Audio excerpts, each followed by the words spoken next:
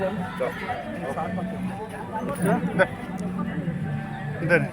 गौ माता, जय गौ माता, जय गौ माता, जय गौ माता।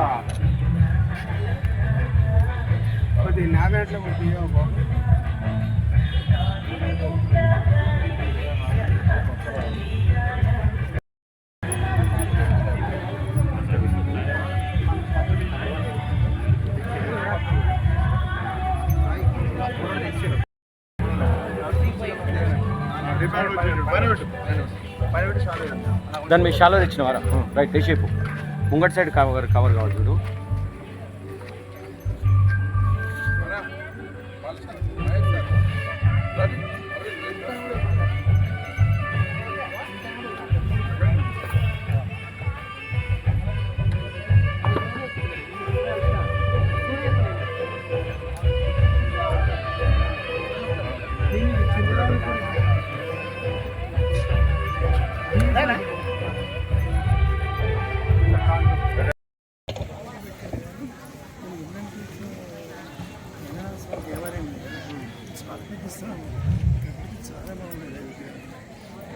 రేపల్లె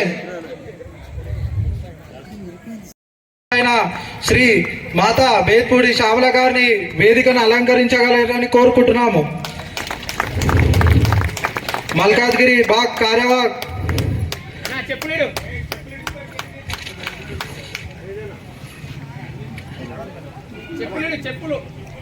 మల్కాజ్గిరి బాగ్ కార్యవాహ శ్రీ బత్తుల శ్రీనివాస్ గారిని వేదికపైకి ఆహ్వానించుతున్నాము.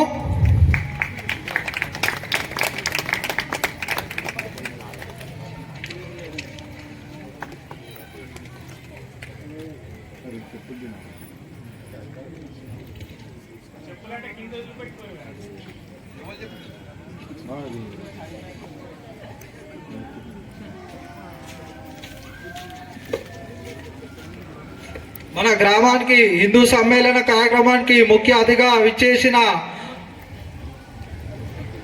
శ్రీ షటగోప ప్రభాకర్ గారిని స్టేజ్ పైకి ఆహ్వానిస్తున్నాము.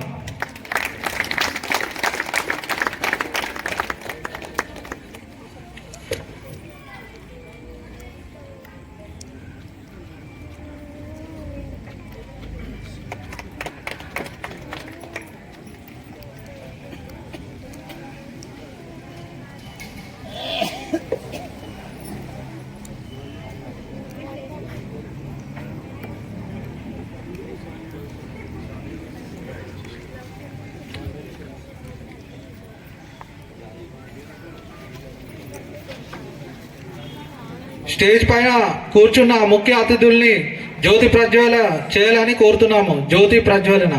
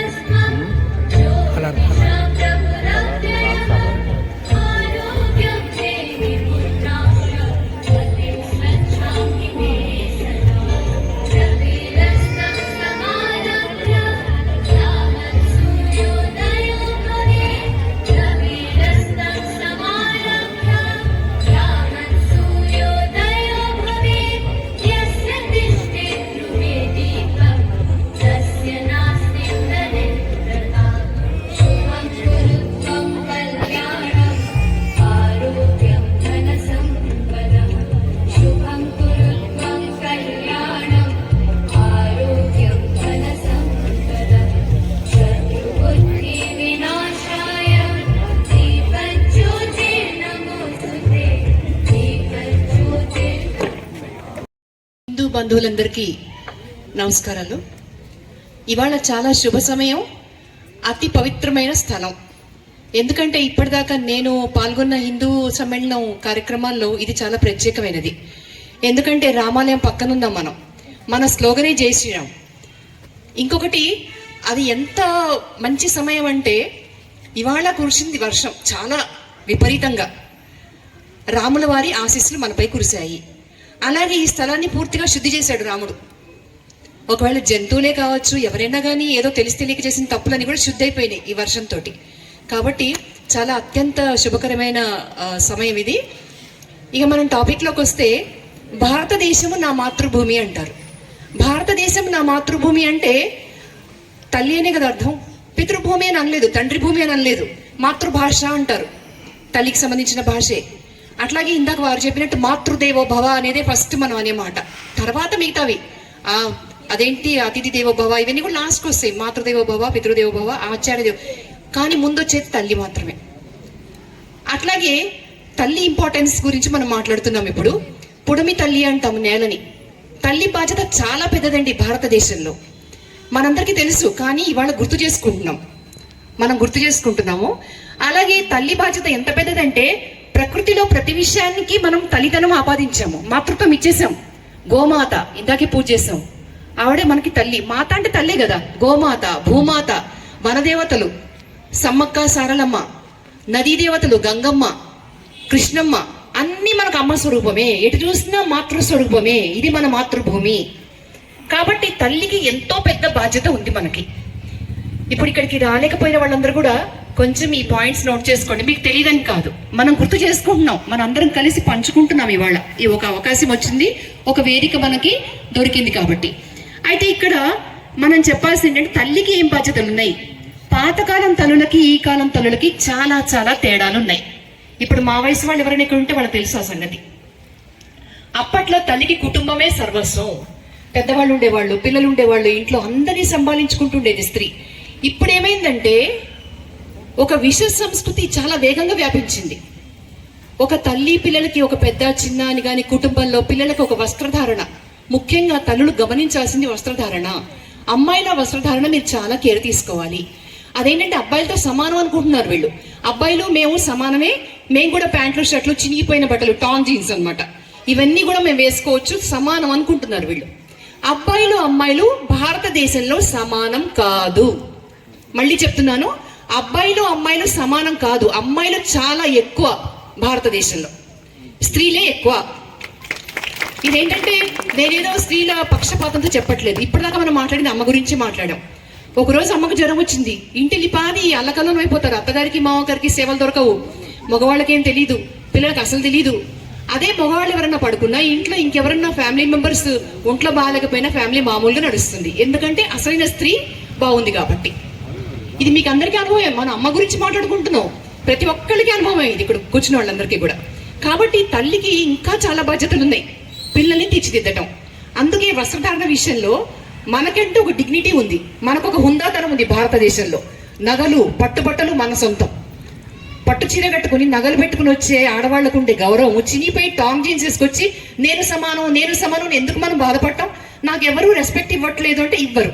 నీ వేష భాషను ఇంత దరిద్రంగా ఉన్నప్పుడు నీకు ఎవ్వరూ రెస్పెక్ట్ ఇవ్వరు. రెస్పెక్ట్ నువ్వు క్రియేట్ చేసుకోవాలి. నీ ముఖం చూసి ఆగిపోవాలి చూపు. ఎవరికైనా సరే నీ ముఖం దగ్గరే చూపులు ఆగిపోవాలి, వస్త్రధారణ మీద శరీరం మీద కాదు. అది మన సంస్కృతి కాదు. విదేశాల్లో వాళ్ళ సంస్కృతి, వాళ్ళ పరిసరాల్లో వాళ్ళ ఇష్టం. మన దేశం గురించి మనం మాట్లాడితే పాతకాలంలో దేవీ దేవతలు అంతెందుకంటే మన సాహిత్యం కూడా గుడిలోని దేవతవే అని చెప్పేసి పాతకాలం పాటలు కూడా ఉండేవి. హీరోయిన్ గురించి దేవతతో వాళ్ళు సమానంగా కంపేర్ చేసేవాళ్ళు పాతకాలం పాటల్లో. ఇప్పుడు సాహిత్యంలో కూడా స్త్రీని కించపరుస్తున్నారు. మనం ఏమనుకుంటున్నాం, ఇది అభివృద్ధి అనుకుంటున్నాం. మన అభివృద్ధిని మనం దిగజార్చుకుంటున్నాము, మన రెస్పెక్ట్ మనం పోగొట్టుకుంటున్నాము. దానికి ఎవరో కారణం కాదు, నీకు నువ్వే. ఇవి దయచేసి తల్లులందరూ గమనించి పిల్లలకు చిన్నప్పటి నుంచే మంచి బట్టలు వేయండి, ఒంటి నిండా కప్పే బట్టలు వేయండి. నేను ప్రిన్సిపల్గా చేసినప్పుడు ఒక అమ్మాయి అదేదో స్లీవ్లెస్ గౌన్ వేసుకొచ్చింది. ఏదో స్కూల్ పిల్లే, అప్పట్లో స్కూల్ ప్రిన్సిపల్ చేశాను, తర్వాత కాలేజ్ ప్రిన్సిపల్ చేశాను. అన్ని వయసులో వాళ్ళని చూశాను నేను. అయితే ఒక టీచర్ పొరపాటున అడిగింది, ఏంటమ్మా ఇలాంటి బట్టలు వేసుకొచ్చావు నువ్వు, కో ఎడ్యుకేషన్. నెక్స్ట్ డే వాళ్ళ అమ్మ వచ్చింది, వచ్చి పెద్ద యుద్ధం, మేము బాగా డబ్బున్న వాళ్ళం అండి, మేము ఇలాగే వేసుకుంటాము అంది. అంటే నేను పిలిచి చెప్పాను, డబ్బున్న వాళ్ళది ఇంకా ఎక్కువ బట్టలు వేసుకోవాలండి, తక్కువ బట్టలు ఎందుకు? ఇప్పుడు ఎంత డబ్బు ఉంటే అంత ఎక్కువ శరీరాన్ని కప్పాలి. నీకు డబ్బు ఎక్కువైన కొద్దీ శరీరాన్ని ఎక్స్పోజ్ చేస్తుంటే దానివల్ల ఎవరి దృష్టి ఎలా ఉంటుందో తెలియదు. మనం చేతులారా పిల్లల్ని బలి చేస్తున్నాం. ఇది ఒకటి తల్లులు గుర్తుపెట్టుకోవాలి. అట్లాగే సంస్కారాలు కూడా. నమస్కారం అనే మాట పోయింది. పిల్లలు హాయ్ అంటున్నారు, పెద్ద అర్చన లేకుండా ఒక 60 ఏళ్ల మనిషిని పట్టుకుని ఒక 10 ఏళ్ల పిల్లడు వచ్చి హాయ్ ఆంటీ అంటాడు. ఈ ఆంటీ సంస్కృతి కూడా మనది కాదు. మన సంస్కృతి అమ్మా. ప్రతి వాళ్ళని అమ్మ అని పిలిచేవాళ్ళు. ఒక బిచ్చగాడైనా మన అమ్మ అని పిలుస్తాడు. అట్లాంటిది ఇప్పుడు బిచ్చగాడు కూడా వచ్చి ఆంటీ అంటాడు. గమనించి ఉంటారు మీరు. కాబట్టి మన సంస్కృతి మనం కాపాడుకుందాం, అనుబంధాలు పెంచుకుందాం. అమ్మ, పక్కింటి ఆవిడ, అత్తయ్య గారు, పిన్ని ఇట్లా పిలిచేవాళ్ళం. ఆ అనుబంధాలు ఏమైనాయి? అందరూ ఆంటీలే మనకి ఇప్పుడు. ఇది ఒకటి గుర్తుపెట్టుకోవాలి. ఇంకా ముఖ్యంగా తల్లులు చేతిలో ఇంకో పెద్ద బాధ్యత ఉంది. మన ధర్మం ఏంటో పిల్లలకి చెప్పడం. పరాయి మతస్థులు వేసే ప్రశ్నలకు మనం సమాధానాలు చెప్పడానికి రెడీగా ఉండాలి. రామాయణం తెలియదు మనకి, రామాయణం చదవలేదు, చదవకపోతే పోనండి, చాగంటి వారి ప్రసంగాలు చాలా అద్భుతంగా ఉంటాయి. నేను కూడా రామాయణం చేశాను. నాదొకటి యూట్యూబ్ ఛానల్ ఉంది, శ్యామలాస్ ఈ ఛానల్, ఈ ఫర్ ఎడ్యుకేషన్. ఎడ్యుకేషనే కాదు, రామాయణం మొత్తం చేశాను నేను అందులో. అలాగే లలితా శాస్త్రం భాష్యం కూడా చేశాను. మహాభారతం ఇప్పుడు అయిపో వచ్చింది. ప్రతి బిట్టు మీకు అందులో తెలుస్తాయి. అంటే చెప్పేది ఏంటంటే, చదవడానికి అవకాశం లేని వాళ్ళు ఇవి వినండి, పిల్లలకు వినిపించండి. ఇప్పుడు ఇందాక పెంపకం విషయం మాట్లాడుతున్నారు. తల్లి చేతిలో పెంపకం ఎట్లా ఉండాలంటే, నీ కొడుకు రాముడిలాగా ఉండాలి. ఎవరైనా రాముడి లాంటి కొడుకు కావాలనుకుంటారు. నీ కొడుకు రాముడి లాంటి వాడు అంటే తల్లికి అంతకంటే పెద్ద కిరీటమే ఉంది. అలా పెంచాలి అలవాట్లు. అబద్ధం ఆడకూడదు, నిజాయితీగా ఉండాలి. ఇప్పుడు ఎట్లా ఉందంటే ఈజీ మనీ. మీరు యూట్యూబ్ తీయండి, ఈజీ మనీ అంటాడు. ఎందుకు ఈజీ మనీ? కష్టపడింది మనకి ఎందుకు మనీ? పుట్టిగా వచ్చే డబ్బు ఎందుకండి మనకి? అది చిన్నప్పటి నుంచే పిల్లలకు చెప్పాలి. నీ కొడుకు ఒక మంచి భర్త, రాముడు లాగా కావాలి. రాముడు లాంటి భర్తను కోరుకుంటారు, రాముడు లాంటి కొడుకుని కోరుకుంటారు. రాముడు లాంటి స్నేహితుడు గుహుడి దగ్గర కులం మతం ఏది పాటించడు రాముడు.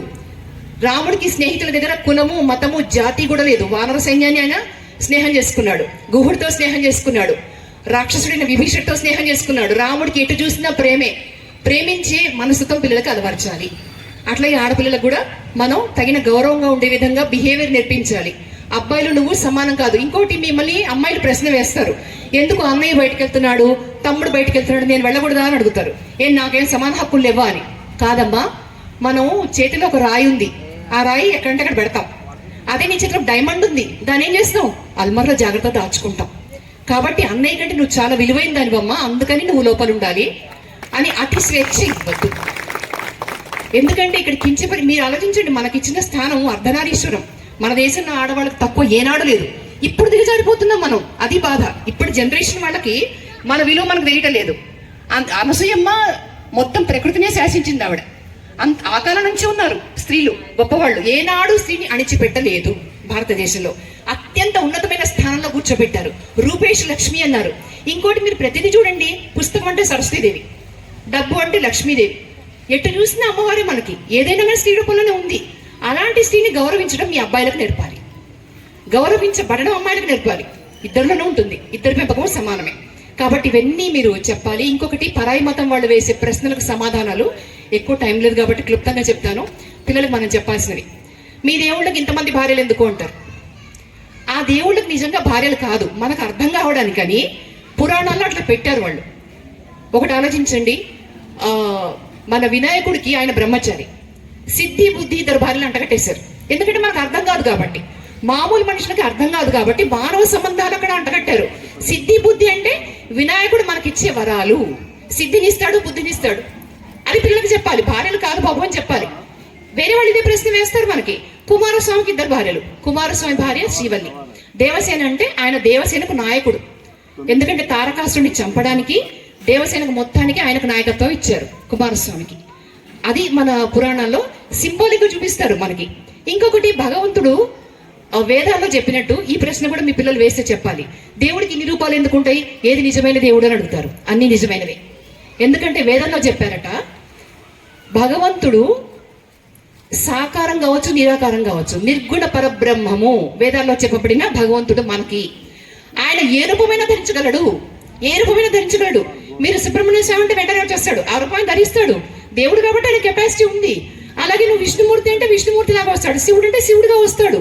మనం ఏ రూపంలో పిలిస్తే ఆ రూపంలో వచ్చే కెపాసిటీ భగవంతుడికి ఉంది. అంతేగాని నా దేవుడు ఈ రూపంలోనే ఉంటాడు, నువ్వు ఆరాధించకపోతే నీ కాళ్ళు నరుకుతాడు, నేను చంపేయమన్నాడు అనే మతం కాదు మనది. ఇది చెప్పాలి పిల్లలకి. ఎందుకంటే కృష్ణుడు చెప్పాడు భగవద్గీతలో, అన్ని చేతనము అచేతనము అంటే రాయి రప్ప కూడా నేనే, ఒక పగిలిన కుండ పెంకు కూడా నేనే, చెట్టు నేనే, చేమ నేనే, భగవంతుడు నేనే. మీరు ఏ దేవుణ్ణి పూజించినా నాకే చెందుతుంది, కాబట్టి హాయిగా పూజించుకోండి అని చెప్పాడు. ఎవరైనా పూజించుకోండి అని చెప్పింది హిందూ మతం. అంతేగాని నన్ను పూజించకపోతే వాళ్ళందరూ నాస్తికులు, కాఫీర్లు, చంపేయడం మన వాళ్ళు ఎవరు చెప్పలేదు. అందరినీ పూజించుకోమంది, అంత స్వేచ్ఛనిచ్చింది. ప్రపంచం మొత్తంలో, ప్రపంచ దేశాల్లో 2 పెద్ద మతాలు ఏలుతున్నాయి. హిందూ మతం మాత్రం ఉన్నది ఒక్క మన దేశంలోనే, కానీ దీనికి ఉన్న కెపాసిటీ ఇంకెవరికి లేదు. ఇది నేర్పించే నీతి మన దగ్గర లేనిదే ఉందండి. యోగ శాస్త్రం పతంజలి మహర్షి మనకు నేర్పాడు. అది విదేశాల వాళ్ళు తీసుకెళ్లి మళ్ళీ మనకు నేర్పుతుంటే మన పిల్లలు ఇప్పుడు ఇంగ్లీష్లో చదువుకుంటున్నారు. యోగా అంటే ఏమిటి? యోగం మనదే, యోగ శాస్త్రం మనదే. పతంజలి మహర్షి మనవాడు, ఈ గడ్డ మీద పుట్టినవాడు. ఇక్కడ లేనిదే ఉంది, ఆయుర్వేదం మనదే. ఇక్కడి నుంచి పసుపు మీద వాడెవడో పేటెంట్ తీసుకుంటాడు, మన వేప చెట్టు మీద ఎవడో పేటెంట్ తీసుకుంటాడు, మళ్ళీ మనకు వచ్చి అమ్ముతుంటారు. ఎంత మోసపోతున్నాము. ఇదంతా ఏంటంటే మన బాధ్యత. పిల్లలకు తెలియదు, ఇప్పుడున్న పిల్లలకు అసలు ఏది తెలియదు. ఎందుకంటే వాళ్ళు ఇంగ్లీష్ మీడియం చదువుతారు, ఇంగ్లీష్లోనే మాట్లాడతారు. ఇదొక దౌర్బల్యం ఉంది చాలా ఫ్యామిలీస్లో చూస్తుంటే. ఇప్పుడు పిల్లలతో మన ముందే మన చుట్టాలే, మన బంధువులే ఇంగ్లీష్లో మాట్లాడుతుంటారు. వాళ్ళు వెంటనే గౌన్లో ఏవో చినిగిపోయిన జీన్స్ వేసుకుని, చింపి జుట్టు వేసేసుకుని వాళ్ళు కూడా ఇంగ్లీష్లో మాట్లాడతారు. చిన్న పిల్లలు, వాళ్ళకి మాతృభాష తెలియదు, తెలుగు తెలియదు, కట్టు బొట్టు తెలియదు, గాజులు బొట్టు తెలియదు, ఏమి తెలియదు వాళ్ళకి. అంతే ఇంగ్లీష్లో మాట్లాడతారు, ఇంగ్లీష్లో తింటారు, ఇంగ్లీష్లో తాగుతారు, ఇంగ్లీష్ ఛానల్స్ చూస్తారు, కామిక్స్ చూస్తారు, అవే చదువుతారు. రామాయణం ఏది? రామాయణం నీతి ఎవరికి తెలుసు? ఇంకోటి మహాభారతంలో యుధిష్ఠిరుడు, ధర్మరాజు క్యారెక్టర్ ఒక్కసారి మీరు చదవండి లేదా వినండి, అద్భుతంగా ఉంటుంది. రేపు లాస్ట్ వీడియో చేస్తున్నాను నేను, ఈ భారతం మొత్తం అయిపోతుంది రేపటితోటి. ధర్మరాజు క్యారెక్టర్ మీరు చదువుతుంటే కళ్ళ నీళ్ళు వస్తాయి మనకి. ఆయన ఇతరులు బాధపడితే ఆయన సహించలేడు, అంత సున్నితమైన మనసు ఆయనది. ఇలా ఉండాలి అని చెప్పింది మన భారతం మనకి. అందుకే ధర్మరాజే రాజైనాడు లాస్ట్కి, దుర్యోధనుడు కాలేదు. చెడు ఎక్కడుంటే అది నాశనం అవుతుంది అని చెప్తాయి మన పురాణాలు. ఇంకోటి కులం గురించి మొన్న ఎక్కడో యూట్యూబ్లో చూశాను, మీకు బ్రాహ్మణులు రాశారు పురాణాలన్నీ అని అన్నారు. సరే, అది అబద్ధం మనకి తెలుసు. వాల్మీకి మహర్షి పోయేవాడని మనం తెలుసు మనకి. సరే, అవన్నీ వదిలిపెట్టండి, బ్రాహ్మడే రాశాడు అనుకోండి. అన్నప్పుడు రావణాసుడు బ్రాహ్మడు కదా, రావణాసుడు ఒక క్షత్రియుడి చేతిలో ఎందుకు చనిపోయాడు? మరి బ్రాహ్మడే రాస్తే రావణాసుడే గెలిచేవాడు కదా. ఎవరు రాశాడని కాదు, నీతి గ్రహించాలి. కులం కాదు ఇక్కడ ఇంపార్టెంట్. క్షత్రియుడు రాముడు, ఆయన ఒక మనిషి. రావణాసుడు రాక్షసుడు, బ్రాహ్మణుడు. కానీ ఎవరిని మనం దేవుడిగా కొలుస్తున్నాము? రాముడే. జై శ్రీరామని ఇక్కడ వాతావరణం మొత్తం పులకించిపోయింది ఇందాక. కాబట్టి మనిషి గుణాల వల్ల దేవుడు అవుతాడు, కులం వల్ల కాదు. పుట్టుకతో కులం రాలేదు, భగవద్గీత కూడా చెప్పేది అదే. గుణాల వల్ల వచ్చిన వాడే బ్రాహ్మణుడు. సత్యము, అహింస, శౌచ్యము, ధర్మము ఇవన్నీ పాటించేవాడు బ్రాహ్మణుడు. వాడు ఏ కులంలో పుట్టినా సరే అతన్ని బ్రాహ్మణుడు అంటాం మనం. కానీ దురదృష్టం ఏంటంటే ఒక బ్రాహ్మడి కడుపున పుట్టిన వాడిని మనం బ్రాహ్మణుడు అంటున్నాం, ఎందుకంటే మన కుల గురించి తెలియదు. ఇప్పుడు కులాలు కూడా మనం పక్కన పెట్టేయాలి. మనందరం కలిసి పాటించాల్సిన ధర్మం హిందూ ధర్మం. మనందరం ఒకటే. కొంతమందికి తెలుసు, కొంతమందికి తెలియదు. ఇప్పుడు రామాయణం గురించి కొంతమంది తెలుసు, కొంతమంది తెలియదు. తెలిసిన వాళ్ళు తెలియని వాళ్ళకి చెప్పాలి, తెలియని వాళ్ళు నేర్చుకోవాలి. అందరం ఒకటే. అప్పుడు తెలియక కొన్ని ఏదైనా దురాచారాలు జరిగినాయి. ఇప్పుడు మనం తెలుసుకుని ఇప్పుడు మనం ఏం చేస్తున్నాం? ప్రతి వాడిని మనం కలుపుకోవాలి, ప్రతి వారిని మనం కలుపుకోవాలి. డబ్బు, స్టేటస్ ఇవన్నీ కాదు. ముందు ఇంకొకటి ఏంటంటే ముఖ్యమైన విషయం, పెద్దవాళ్ళు ఏం చేస్తే పిల్లలు అదే చేస్తారు. పెద్దవాళ్ళు చెబితే చేయరు పిల్లలు, పెద్దవాళ్ళు చేస్తే చేస్తారు. ఎందుకంటే పిల్లలు పక్కవాడు అమ్మ ఉంది, అమ్మ ఇలా అన్నం తింటుంటే ఇలా చూస్తారు. చిన్నపిల్లలు ఎలా తింటుంది, మనం ఏం చేస్తుంటామో అది ఇమిటేట్ చేస్తూ ఉంటారు పిల్లలు. కాబట్టి ఇమిటేట్ చేసే క్రమంలో మీరు పిల్లలకి ఎగ్జాంపుల్గా ఉండాలి. అందుకు మెయిన్ కుటుంబ వ్యవస్థ బాగుండాలి. అది తల్లి చేతులు మాత్రమే ఉంటుంది. అత్తగారిని, మామగారిని మనం చూసుకుంటే పిల్లలు రేపు పొద్దున మనం చూసుకుంటారు. మనం వాళ్ళని ఓల్డేజ్ హోమ్లో పడేస్తున్నాం, ఏదో రీజన్స్ చెప్తారు, ఏదో కారణాలు చెప్తారు. చిన్నప్పుడు మన అట్లాగే పారేశారు హాస్టల్స్లో. మన హాస్టల్లో పడేసి అనాథాశ్రమంలో వాళ్ళు వదిలేదు కదా. ఇప్పుడు మనం ఎందుకు వాళ్ళని చూడలేకపోతున్నాము? మీకు 9 పిల్లలుంటే 9ని చాలా బాగా పెంచుతారు. వాళ్ళకి వేలకు లక్షల ఫీజులు కడుతుంటారు. విదేశాలకు పంపించేందుకు కూడా రాత్రింబాళ్ళు శ్రమిస్తుంటారు. పెద్దవాళ్ళకి మాత్రం ఇంత అన్నం పెట్టలేదా మీరు? వాళ్ళకి పెద్దవాళ్ళకి కావాల్సింది ఏంటంటే వేళ పట్టున మంచి భోజనము, వాళ్ళకి పథ్యము, వాళ్ళకి మందులు. ఇంతకంటే మించింది అంత ప్రేమ. ఇవి ఇస్తే చాలు, వాళ్ళు 100 ఏళ్ళు బతుకుతారు. ఆశీస్సులు మనకు వస్తాయి. ఎక్స్పెక్ట్ చేయొద్దు. మన పుణ్యం వస్తుందని ఏ పని చేయొద్దు. మనం పుణ్యం కోసం ఏ పని చేయొద్దు. ఎదుటి వాడి కళ్ళలో సంతృప్తి కోసం చేద్దాం.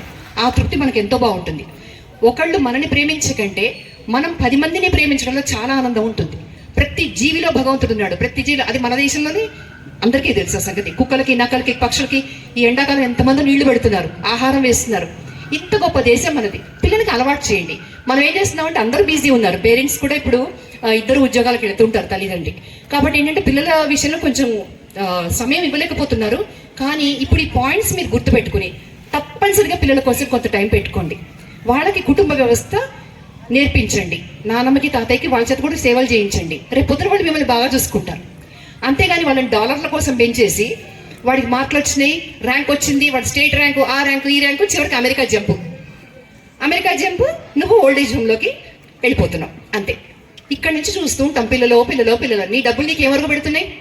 డబ్బుల కోసమే బతుకుతున్నాము. డాలర్ సంపాదించాలి. పిల్లలు, మా అబ్బాయి అమెరికాలో ఉన్నాడు, మా అమ్మాయి అమెరికాలో ఉంది, డాలర్లు సంపాదిస్తున్నారు. ఇక్కడ నువ్వేం చేస్తున్నావు? రవ్వంతా ప్రేమ కోసం తప్పిస్తున్నావు. నీకు జ్వరం వచ్చినా ఎట్లా ఉంది అని అడిగే మనిషి లేడు. ఒక చిన్న స్పర్శ, పిల్లలు వచ్చి అమ్మ ఎట్లా ఉంది అని పట్టించుకుంటే ఎలా ఉంటుంది? నేను చూసాను అలాంటి పిల్లలు ఉన్నారు. ఇంకా వాళ్ళు ఏ చిన్నది వచ్చినా కానీ పేరెంట్స్ని పట్టించుకుంటారు. వాళ్ళు విదేశాలకు వెళ్ళమన్నా వెళ్ళరు ఇంత మంచి ఛాన్స్ వచ్చినా కూడా. ఎందుకు అంటే మా పేరెంట్స్ మాకు ముఖ్యం. అంత తల్లిదండ్రుల్ని గారాబాగా చూస్తున్న పిల్లల్ని కూడా నేను చూస్తున్నాను. కాబట్టి పిల్లలందరూ అలా ఉండాలి అని నా కోరిక. అందుకోసం ఇది ఎవరిని నొప్పించడానికి కాదు, జరుగుతున్నవన్నీ మీ దృష్టిలోకి తీసుకురావాలని చెప్పాను. ఎవరైనా తప్పులుంటే మన్నించండి. పన్నుల బాధ్యతని ఇంకా మనం పెంచుకుంటూ పోదాం. అంతేగాని సమయం డబ్బు కోసమే అని ఎవరైతే భావిస్తారో వాళ్ళు సుఖపడరు. చుట్టూ నౌకర్లు ఉన్నారు. నేను చూసాను, ఇక్కడ కూడా ఇంకో కేసు ఉంది. చుట్టూ నౌకర్లు ఉన్నారు ఇంట్లో. కొడుకు అక్కడ అమెరికా నుంచి వాడు లక్షలు పంపిస్తాడు. మొత్తం పని వాళ్ళందరినీ పెట్టేశాడు ఇంట్లో. సీసీ కెమెరాలు పెట్టాడు అమ్మని చూసుకోవడానికి. అంత బాగా చూసుకుంటాడు. కానీ తల్లికి ఏం కావాలి? అమ్మ అని పక్కలో కూర్చొని చేసే కొడుకు కావాలి, లేదా కూతురు. తల్లిదండ్రుల బాధ్యత ఇద్దరు భరించాల్సిందే. కూతురికి ఉంది, కొడుకుకి ఉంది. నేను అమ్మాయిని ఎలా చూడాలి అని తప్పించుకోకండి. అమ్మాయిలు తల్లిదండ్రుల మీద ప్రేమకి కొడుకైనా ఒకటే, కూతురైనా ఒకటే. వృద్ధాప్యంలో వాళ్ళకి చేతగానప్పుడు చేయాల్సిన అవసరం ఇద్దరికి ఉంది, చేయాల్సిన బాధ్యత ఇద్దరికి ఉంది. వాళ్ళు మీకు ఫీజులు కూడా ఇద్దరికి సమానంగా కడతారు. మీరు స్కూల్లో చేరినప్పుడు అమ్మాయికి అబ్బాయికి ఒకటేలాగా ఫీజులు కట్టారు. జ్వరం వచ్చినప్పుడు అమ్మాయిని అబ్బాయిని ఒకటేలాగా హాస్పిటల్లో చూపించారు. మీరు బెడ్ మీద ఏదైనా ప్రాబ్లం వచ్చి పడున్నప్పుడు అమ్మాయిని అబ్బాయిని ఇద్దరులాగే కంట్లో నీళ్లు పెట్టుకుని మరీ తల్లిదండ్రులు రక్షించారు కదా. అలాంటప్పుడు నేను అమ్మాయిని చూడలేను అని ఎందుకు తప్పించుకుంటుంది? ప్రేమ ఒకటే కదా. కాబట్టి ఆలోచించండి. అమ్మాయిలు కూడా బాధ్యత ఉంది. ఎస్కేప్ అవ్వద్దు. టైం వచ్చినప్పుడు బాధ్యత అబ్బాయిల మీదనే పడేసి వీళ్ళు పారిపోతారు. అది కూడా తప్పు. ఈ విధంగా చేస్తే మనకు ఓల్డ్ ఏజ్ హోమ్లో అవసరం రాదు. డబ్బు ఒకటే ముఖ్యం కాదు, చుట్టూ ఎంతమంది ఉన్నా కానీ మనిషికి ప్రేమ ముఖ్యం. ఇప్పుడు మీకైనా రేపు పొద్దున అదే ఉంటుంది. కాబట్టి ఓల్డ్ ఏజ్ హోమ్లో మనం వచ్చే అవసరం లేకుండా చేయాలి. ఇంకోటి, పిల్లలకి మన ధర్మాలు, భక్తి మార్గం ఇవన్నీ కూడా మనం పిల్లలకి బాగా చెప్పి ఉంచాలి. ఇంకోటి, దేవుడికి ఏంటంటే, దేవుడికి పెళ్ళయింది భార్య అని అన్నప్పుడు ఈ ఒక్క చివరి మాట చెప్తాను. భగవంతుడికి శరీరం లేదు, అప్రాకృతమైన శరీరం అది, మంగళకరమైన శరీరం అది. ఆయనకి ఒక శరీరము, దానికి ఒక భార్య పిల్లలు అంటూ లేరు. మరి ఎవరు వీళ్ళు? స్త్రీ రూపంలో ఆయన శక్తిని మనకు చూపిస్తున్నారు. విష్ణుమూర్తి భగవంతుడు, ఆయనలో ఉన్న అనంతమైన శక్తి లక్ష్మీదేవి అని చూపిస్తున్నారు. ఆయన ఎంత మంగళకరంగా ఉంటాడో ఆవిడలా ఉంటుంది. ఆయన చేతిలో ఏం ఆయుధాలు పట్టుకున్నాడో ఆవిడదే పట్టుకుంటుంది. అలాగే పార్వతీదేవి, ఆవిడ కూడా అంతే. శివుడి శక్తి పార్వతి, ఆ శక్తి పేరే పార్వతి. అంతేగాని ఆయనకి 2 శరీరాలు, అవి మళ్ళీ భార్య భర్త ఇలాంటివి ఏమీ లేవు. ఇవన్నీ పిల్లలకి చెప్పండి. ఇంకోటి, మీ కృష్ణుడికి 16,000 మంది గోపికలు అని తెలిసి తెలియని మాటలు మాట్లాడుతుంటారు. ఇక్కడ ఏం చెప్పాలంటే, కృష్ణుడు నరకాసుడి దగ్గర నుంచి 16,000 మంది రాజకుమార్తెలు రక్షించాడు. వాడు 16,000 మందిని చెరపట్టాడు. అది ఘోరంగా ఉంటుంది చదువుతుంటే మీరు. వాడు ఏంటంటే, పెళ్ళైన వాళ్ళని తీసుకెళ్ళిపోయాడు, పిల్లలున్న వాళ్ళని తీసుకెళ్ళిపోయాడు. పిల్లలు ఏడుస్తుంటే కూడా వాడు పట్టించుకోకుండా తలంలా. నరకాసుడు చెరపట్టాక ఆ రాజకుమార్తెలని పేరెంట్స్ తిరిగి యాక్సెప్ట్ చేయరు. ఎందుకంటే వాళ్ళ వంశ ప్రతిష్ట, రాజుల వంశం. అలాగే భర్తను అసలు స్వీకరించరు. అప్పుడు కృష్ణుడు వాళ్ళకి ఏం చేశాడంటే, తను ఆశ్రయం ఇచ్చాడు. భరించేవాడు భర్త. ఎలా ఇచ్చాడు? 16,000 మంది కృష్ణులుగా మారి ఒకే సమయంలో ఒకే స్థలంలో 16,000 మందికి తాళి కట్టాడు. అది కృష్ణుడు. అది మానవ మాత్రం చేయలేరు. కాబట్టి అది ఇప్పుడు మనకు పురాణాలు చెప్పినవి ఇవి. మరి సింబాలిక్గా ఆలోచిస్తే భగవంతుడికి 16 కళలు ఉంటాయని చెప్తారు. షోడశ కళలు, 16 కళలు ఉంటాయి భగవంతుడికి. ఒక్కొక్క కళకి 1000 కిరణాలు ఉంటాయట. మనం భరించలేము ఆయనని. ఎందుకంటే ఇందాకే చెప్పుకున్నాం, నిర్గుణం. మన భగవంతుడు నిర్గుణం. మనకు నచ్చిన రూపం మనం పెట్టుకుంటున్నాం అంతే. అయితే కొన్ని ఉపనిషత్తుల్లోంచి వేదాల్లోంచి తీసుకున్న విషయాలు మనకు అర్థం కావు కాబట్టి కొన్ని పురాణాల్లో కల్పించి మరీ పాత్రలు పెట్టారు. అంతేగాని నిజంగా అవి జరిగినవి కావు. మనకు అలా చెప్తే అర్థమవుతుందని కొన్ని పెట్టారు. అంటే రామాయణం భారతం కాకుండా మిగతావి నేను చెప్పేది అలా ఉంటుంది. ఆ భగవంతుడు నిర్గుణమైన ఆకారం కాబట్టి, నిరాకారుడు కాబట్టి ఆ భగవంతుడు వెలిగిపోతుంటాడు. 16 కళలతో వెలిగిపోతుంటాడు. ఒక్కొక్క కళకి 1000 కిరణాలు, 16,000 కిరణాలు ఉన్నాయి. కాబట్టి అది మనం 16,000 మంది గోపికలు అంటే అర్థమవుతుంది. ఇంకోటి, కృష్ణుడు గోపికలతో రాసక్రీడలు చేశాడు. అక్కడ మన రేపల్లిలో అని అంటారు కదా, అప్పుడు కృష్ణుడి వయసు 8 ఏళ్ళు. భాగవతం చదివితే తెలుస్తుంది. 8 ఏళ్ళ పిల్లాడికి రాసక్రీడలే ఉంటాయి. అల్లరి చేసిన మాట నిజమే, అల్లరి చేశాడు, అందరినీ చాలా విసిగించేశాడు. కాబట్టి ఇవన్నీ లాజిక్ ఆలోచిస్తే ఈ పురాణాల గురించి ఎవరైనా వక్రీకరణ చేస్తే మనం సమాధానం చెప్పగలుగుతాం. ఈ అవకాశం ఇచ్చిన అందరికీ కూడా ధన్యవాదాలు. ప్రసంగం చేసిన శ్రీమతి బేతుపూడి శ్యామల గారికి హృదయపూర్వక ధన్యవాదాలు. ఇప్పుడు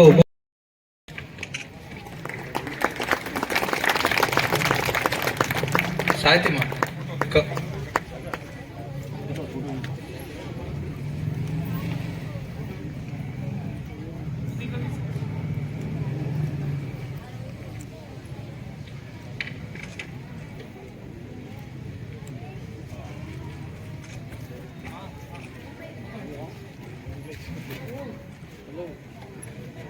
హనుమద కాల్కి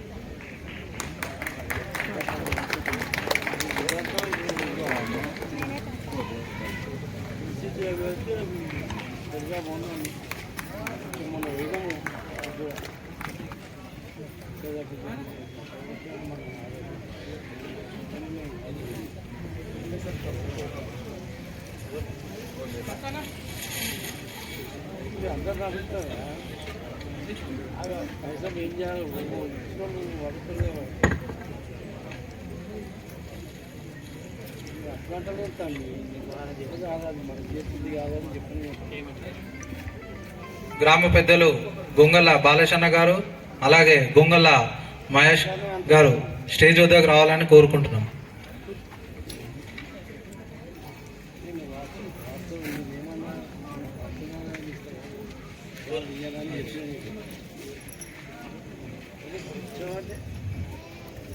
కట్టె మహేష్ అన్న గారిని స్టేజ్ మీదకి రావాలని కోరుకుంటున్నాం.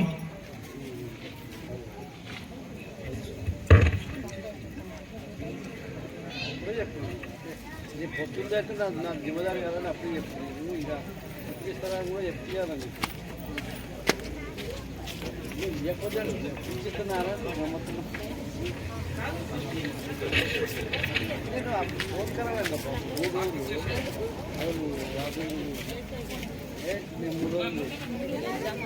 3 రోజులు అయితే కలవాలి. తర్వాత ఇప్పుడు నేను ఎందుకు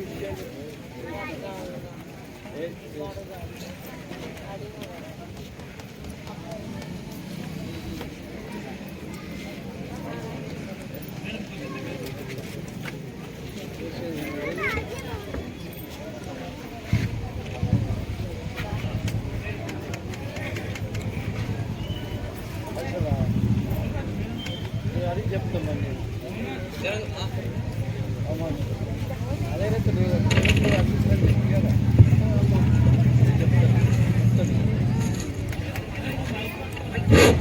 ఇంకా కార్యక్రమం ముగియలేదు. ఒక 5 నిమిషాలు లాస్ట్ జనగణమన ఉంది ప్రోగ్రాం కాబట్టి ఒక 5 నిమిషాలు జనగణమన తర్వాత అల్పాహారం 2 రోజులు ఉంటుంది.